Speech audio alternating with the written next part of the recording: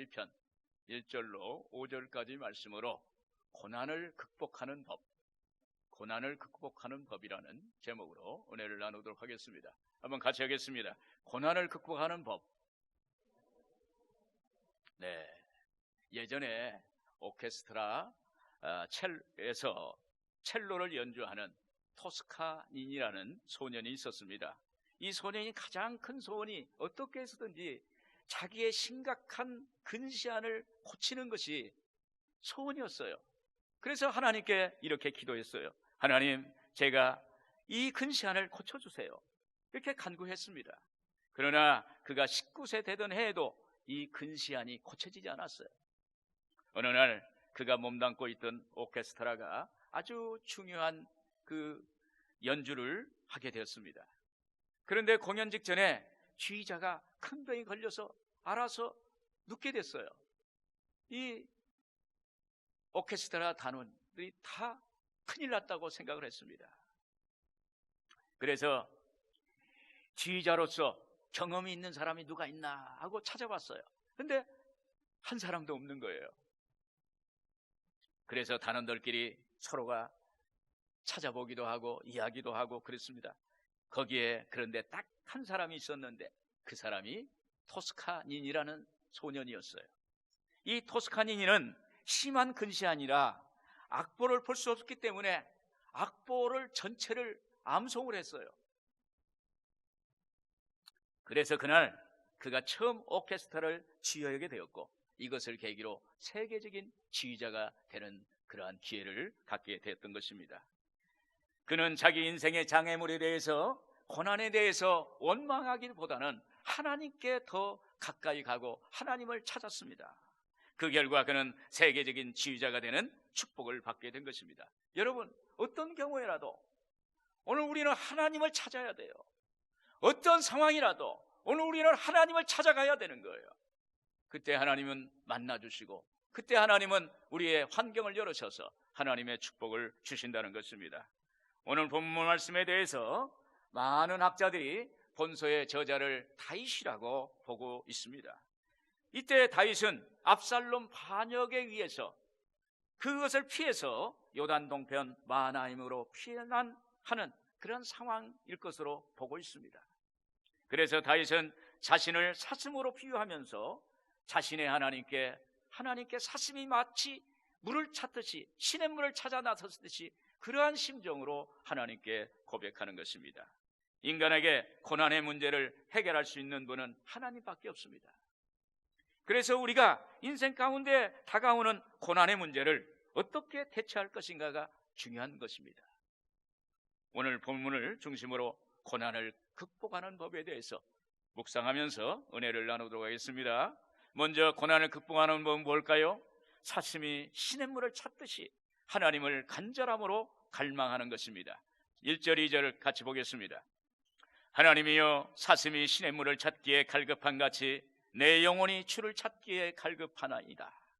내 영혼이 하나님 곧 살아계시는 하나님을 갈망하나니 내가 어느 때에 나아가서 하나님의 얼굴을 배울까.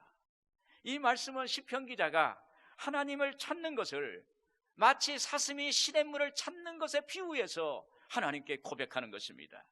이것은 시인의 처한 입장과 처지, 그리고 그가 절박한 상황, 고통스러운 상황에 대해서 표현하는 것입니다. 여기서 갈급함이라는 것은 히브리어로 타로그라고 합니다.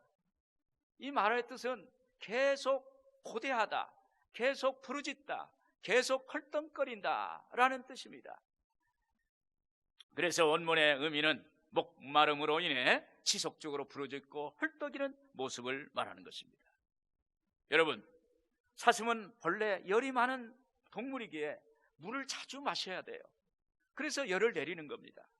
이와 마찬가지로 시인은 사슴이 물이 없이는 살 수 없듯이 자신도 역시 하나님 없이는 한시도 살아갈 수 없는 존재라고 고백하는 것입니다.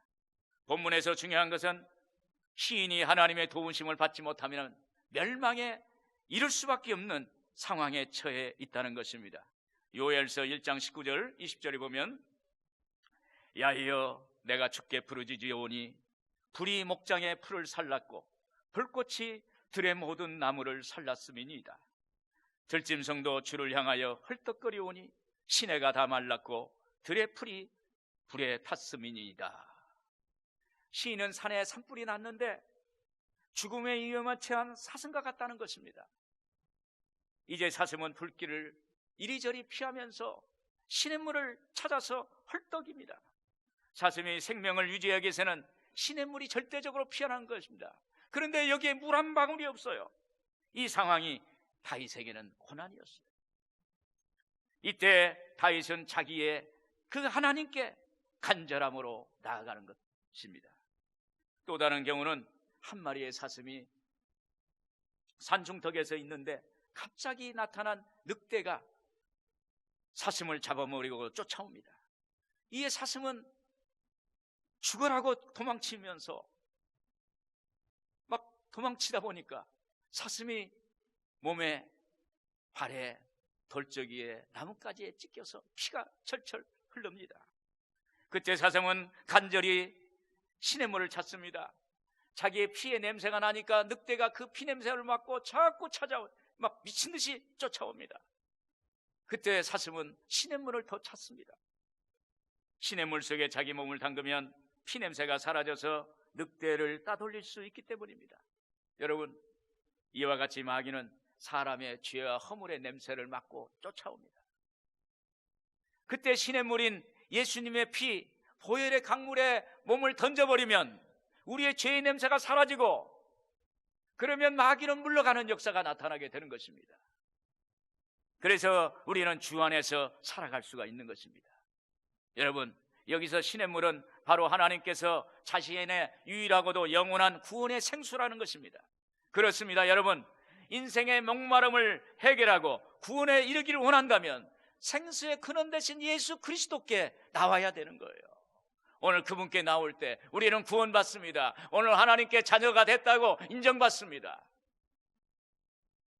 그러면 예수님 앞으로 나와서 죄식 받고 구원받고 하나님의 자녀가 되어서 우리는 당당히 살아갈 수가 있는 것입니다.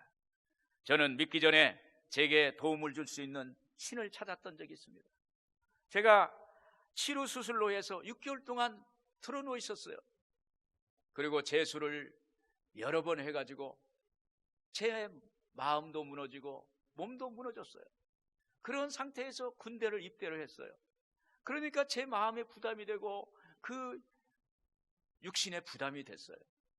그래서 제가 저를 도울 수 있는 신, 부처도 찾아보고 다른 신도 찾아보고 아무리 헤매고 헤맸지만은 그 저를 도울 수 있는 신이 없었어요. 그러다가 김영석 교수님의 영혼과 사랑의 대화라는 책을 읽고 또 그 교수님의 책을 계속 읽어가면서 신앙의 세계, 하나님의 세계를 제가 접하게 됐어요. 그래서 내가 믿어야 할 분은 하나님이겠구나, 예수님이겠구나. 그러면서도 계속 찾아 헤맸습니다. 그런데 어느 날 김 교수님의 책 속에 주기도문을 읽는데 그 주기도문 글자 하나하나가 어느 순간에 왕방울이 되어서 제 가슴에 쏟아지는 거예요. 그래서 저는 거기에서 거부할 수 없고 하나님의 그 강력한 역사가 나타나니까 그 무릎을 꿇고 거기에서 주님을 만났고 주님을 나의 구주로 영접했던 그러한 사실이 있습니다. 그때부터 고난은 문제가 되지 않았어요. 왜 그렇습니까? 하나님이 나의 보호자가 되기 때문에. 할렐루야. 오늘 여러분, 하나님이 우리의 보호자가 되세요. 오늘 하나님은 우리의 구원자가 되세요. 오늘 하나님은 우리에게 하나님의 기적을 역사하시는 하나님이시라는 것입니다.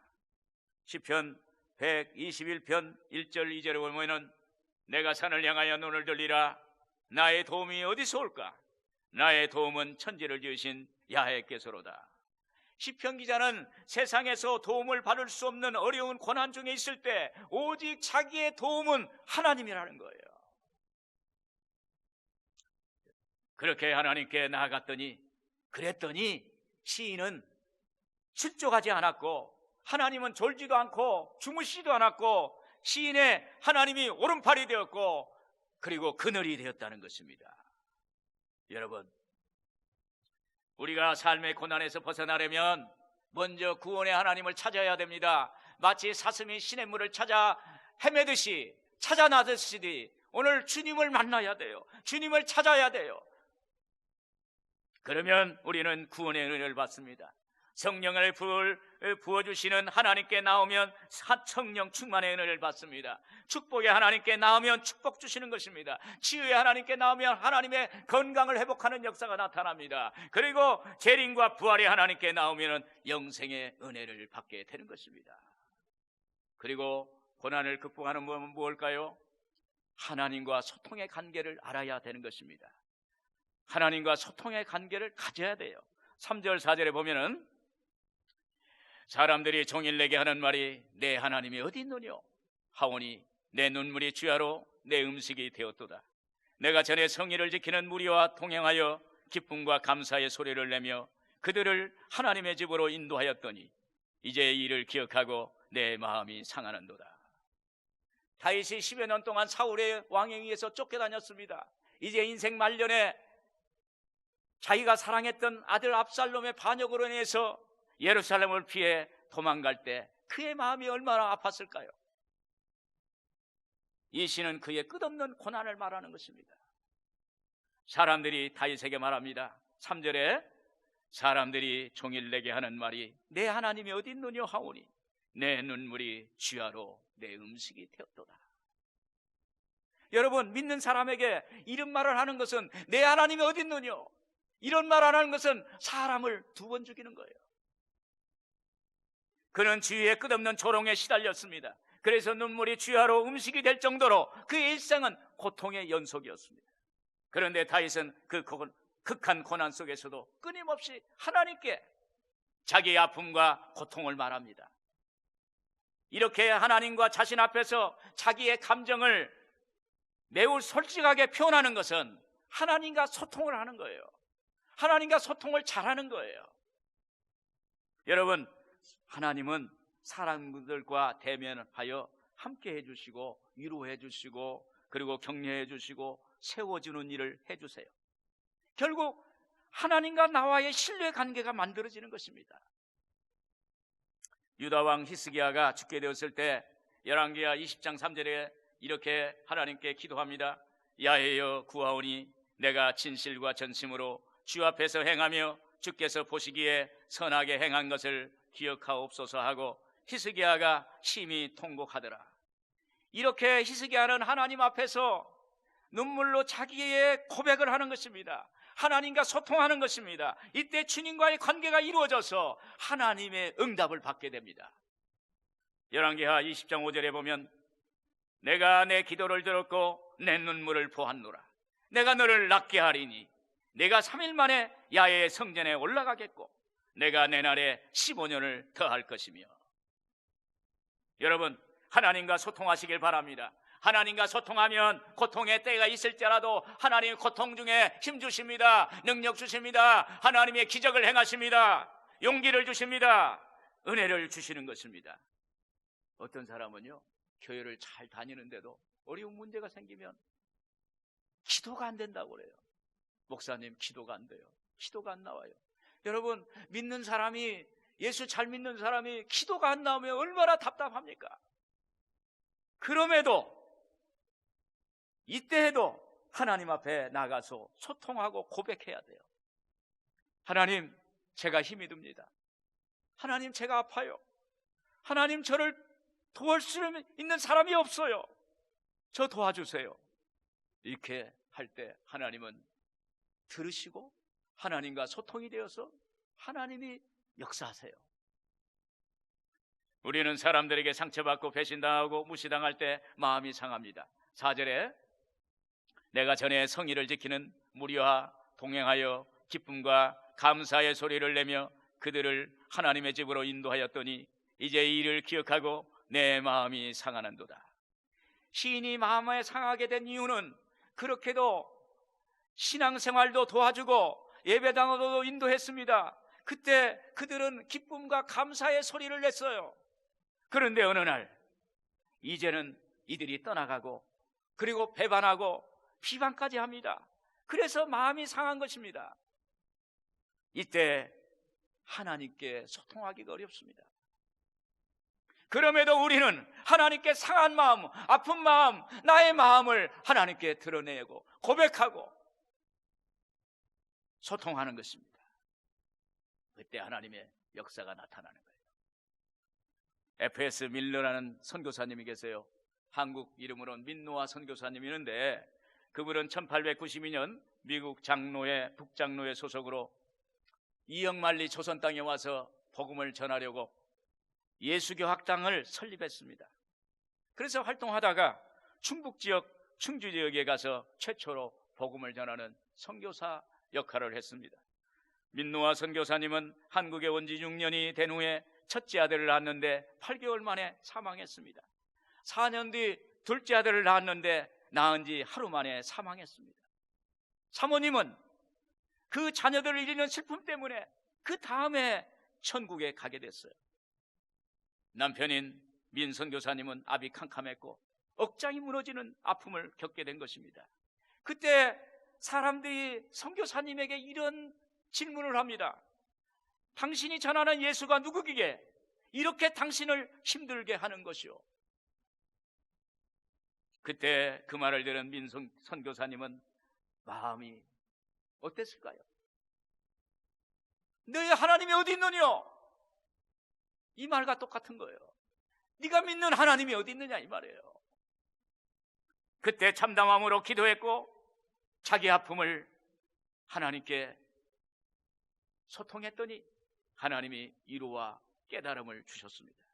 그 순간 떠오르는 찬송시가 예수님은 누구신가? 찬송가 96장입니다.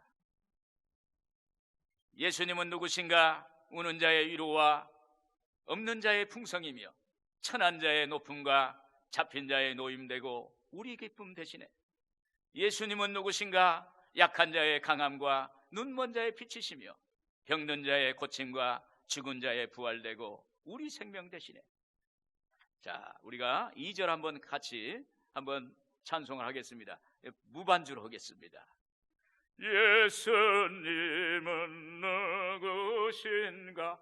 약한 자의 강함과 눈먼 자의 빛이시며 병든 자의 고침과 죽은 자의 부활되고 우리 생명 대신에. 할렐루야. 그럼에도 우리 하나님, 우리 예수님은 우리를 구원해 주시는 하나님이십니다. 여러분이 찬송시가 그의 신앙 고백이요 그리고 하나님의 베푸신 은혜였습니다. 이때 그는 다시 일어나서 하나님이 주셨던 그 선교사의 사명을 잘 감당해서 하나님의 선교사에, 하나님의 교회사에 이름이 남기는, 생명록에 기록되는 놀라운 역사가 있게 된 것입니다. 여러분, 우리가 하나님께 말을 걸면 하나님은 반드시 반응하세요. 하나님은 반드시 응답해 주세요. 그래서 우리는 하나님 앞에서 하나님, 저 상처받았어요. 하나님, 제 마음이 너무 아파요. 저 실망을 넘어서 낙심이 됐어요. 이렇게 고백하면 하나님이 들어주십니다. 그때 하나님과의 관계가 이루어지고 하나님이 응답하시고 치유하시고 기적을 베풀어 주시는 역사를 행하셔 주시는 것입니다. 끝으로 고난을 극복하는 법은 어떤 경우에도 하나님께 소망을 두어야 하는 것입니다. 이것이 제일 중요합니다. 5절에 보겠습니다. 내 영혼아, 내가 어찌하여 낙심하며 어찌하여 내 속에서 불안해하는가? 너는 하나님께 소망을 두라. 그가 나타나 도우심으로 말미암아 내가 여전히 찬송하리로다. 11절에도 그랬습니다. 내 영혼아, 내가 어찌하여 낙심하며 어찌하여 내 속에서 불안해하는가? 너는 하나님께 소망을 두라. 나는 그가 나타나 도우심으로 말미암아 내 하나님께 여전히 하나님을 찬송하리로다. 시편 기자는 이렇게 2번씩이나 도우시는 하나님을 간절히 찾는 것입니다. 그리고 자기 자신에게 너는 하나님께 소망을 두라. 오늘 여러분, 이 시편은 자기가 자기 자신에게 말하는 거예요. 너는 하나님께 소망을 두라. 여러분, 삶을 사는데 돈도 필요합니다. 물질도 필요합니다. 사람도 필요합니다. 그러나 하나님의 자녀는 그 무엇보다도 중요한 것은 하나님이 주시는 소망을 가져야 돼요. 하나님을 향한 소망이 없다면 믿음의 경주를 할 수가 없어요. 바울 사도는 이렇게 고백합니다. 나는 선한 싸움을 다 싸우고 달려갈 길을 마치고 믿음을 지켰다, 이렇게 고백합니다. 그래서 바울은 주님이 주시는 면류관 상급을 받게 될 것이라는 소망에 대한 확신을 선포하는 거예요. 이 천국 소망이 있기 때문에 그가 당하는 그 고난을 극복할 수 있었고 하나님께 영광이 된 것입니다. 여러분, 이렇게 바울이 천국 소망이 있었기에 강해의 위험과 강도의 위험과 광야의 위험과 바다의 위험과 거짓 형제 중의 위험 등에서 고난을 극복할 수 있었던 거예요. 오늘 여러분, 하나님께 한 소망을 갖기를 바랍니다. 천국 소망을 갖기를 바랍니다. 여러분, 우리가 믿음의 삶을 다한 후에 예수님이 주시는 그 면류관 상급이 소망이라는 것을 우리에게 말하고 있습니다. 이것이 있기에 오늘 우리는 믿음을 지킬 수가 있는 것입니다. 어느 은퇴한 목사님이 나이가 드셨어요. 은퇴했으니까. 그래서 사모님이 소천을 하셨어요. 그런데 새벽에 소천을 했기 때문에 연락을 할 수가 없어요. 새벽에 연락하자니 실례가 될 것 같고, 교회 제자들은 새벽 예배 나간 것 같고, 그리고 그 친척들은 목회 생활에 바빠서 연락을 못했기 때문에 갑자기 연락한다는 것도 또 어렵고, 그리고 친구들에게도 그렇고, 그러다가 새벽을 지내고 아침에서야 연락을 하게 되었다, 이런 얘기를 했어요. 저는 이 이야기 속에서 인간은 내가 가장 어려울 때, 아플 때, 혼자 외로울 때 소망이 못 된다는 거예요. 시편 146편 3절에서 5절에 보면 귀인들을 의지하지 말며 도우림이 없는 인생도 의지하지 말지니 그 호흡이 끊어지면 흙으로 돌아가서 그날에 그 생각이 소멸하리로다. 야곱의 하나님을 자기 도움으로 삼으며 야외 자기 하나님에게 자기의 소망을 두는 자는 복이 있도다. 여러분, 세상 사람에게 소망을 두면 아무것도 필요 없어요. 그러나 우리의 하나님을 자기 도움으로 삼으면 하나님이 우리에게 소망을 주신다는 거예요. 어느 날 데라의 아들 아브라함에게 하나님이 찾아오셔서 너의 고향과 친척과 아비집을 떠나 내가 내게 보여줄 땅으로 가라. 그러면 내가 너로 믿음의 조상이 되고 복의 근원이 되게 하겠다고 말씀하셨습니다. 창세기 12장 1절 2절 표준 성경 보면 주께서 아브라함에게 말씀하셨다. 너는 내가 살고 있는 땅과 내가 난 곳과 너희 아버지 집을 떠나서 내가 보여주는 땅으로 가거라. 내가 너로 큰 민족이 되게 하고 너에게 복을 주어서 내가 크게 이름을 떨치게 하겠다. 너는 복의 근원이 될 것이다.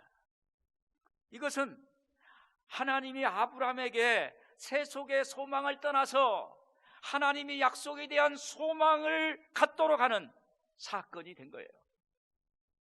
그래서 성경은 이런 고백하는 것입니다. 역대상 29장 11절에 야훼여 위대하심과 권능과 영광과 승리와 위엄이 다 주께 속하였사오니 천지에 있는 것이 다 주의 것이로다.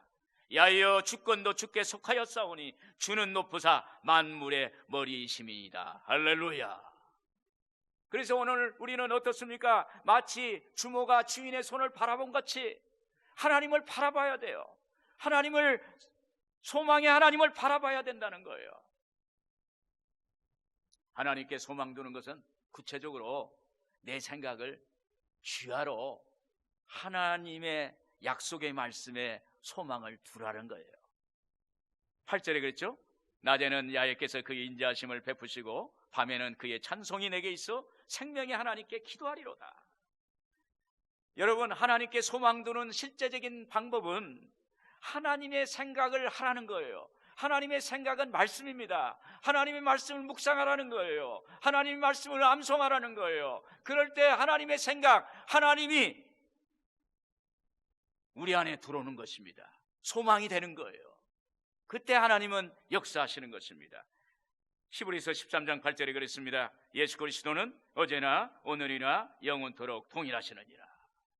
이 말씀은 아브라함에게 소망 되신 하나님이 오늘 우리에게도 하나님은 소망의 하나님이라는 것입니다. 오늘 소망의 하나님을 붙들기를 주 이름으로 축원합니다. 여러분, 내 생각, 내 마음은 마귀가 와서 자꾸 괴롭힐 때가 있어요. 그때 하나님의 생각, 하나님의 말씀을 받아들이고 묵상하고 암송할 때 내 안에서 하나님의 생각이 역사하시는 거예요. 그때 내 안에서 하나님의 소망이 나타나는 것입니다. 오늘 여러분, 하나님의 말씀을 묵상해서 주야로 하나님 안에 있는, 소망의 하나님 안에 있는 여러분들 되기를 바랍니다. 그리고 하나님께 소망을 두는 것은 성령 충만함을 받는 것입니다. 로마서 8장 26절에 이와 같이 성령도 우리의 연약함을 도우시나니 우리는 마땅히 기도할 바를 알지 못하나 오직 성령이 말할 수 없는 탄식으로 우리를 위하여 친히 간구하시느니라. 제자들은 오순절날 성령 강림하시자마자 그들의 영혼과 육신과 삶 전체가 하나님께 소망을 두는 사람으로 변화되었습니다. 그래서 제자들은 성령 충만해서 내가 만난 하나님을 증거했어요. 자신들이 만난 주님을 증거했어요. 이때 부활의 예수님이 역사하신 것입니다. 그러자 그들 앞에 로마 제국이라는 거대한 그 나라가 이스라엘에게는, 하나님 믿는 자녀들에게는, 초대교회에게는 고난이었는데 그 고난이라는 그 돌덩어리가 와르르 무너지는 역사가 나타나게 된 줄로 믿습니다. 요한복음 16장 33절에 세상에서는 너희가 환난을 당하나 담대하라, 내가 세상을 이기었노라. 오늘 여러분, 하나님이 이겼으니, 예수님이 세상을 이겼으니 오늘 우리도 하늘과 땅의 모든 권세를 내게 주셨으니 오늘 우리에게 주셨다는 거예요. 오늘 우리도 세상을 이기게 될 줄로 믿습니다. 여러분, 지금 여러분의 마음과 눈이 어디에 소망을 두고 있습니까? 천국에 소망을 두어야 돼요. 하나님께 소망을 두어야 돼요. 예수님께 소망을 두어야 되는 것입니다. 그러면 누구든지 하나님 안에서 무엇을 할 수 있다는 소망이 생기는 거예요. 그러면 누구든지 하나님 안에서 기적이 일어난다는 소망을 갖게 되는 것입니다. 그러면 누구든지 치유의 역사가 일어난다는 소망이 생기는 것입니다. 그러면 그리스도 안에서 우리도 하나님 안에서 평안과 화평이 임한다는 소망이 우리에게 생기는 것입니다. 그러므로 결국 하나님의 소망이 고난을 극복하게 하는 놀라운 역사를 행하게 해 주시는 줄로 믿습니다. 오늘 여러분들 하나님 앞에 이 고난을 하나님 찾아야 돼요. 하나님과 대화해야 돼요. 소통하세요. 그리고 하나님께 소망을 두세요. 그러면 이 고난의 문제는 다 해결되는 역사가 있게 될 것입니다. 기도하겠습니다.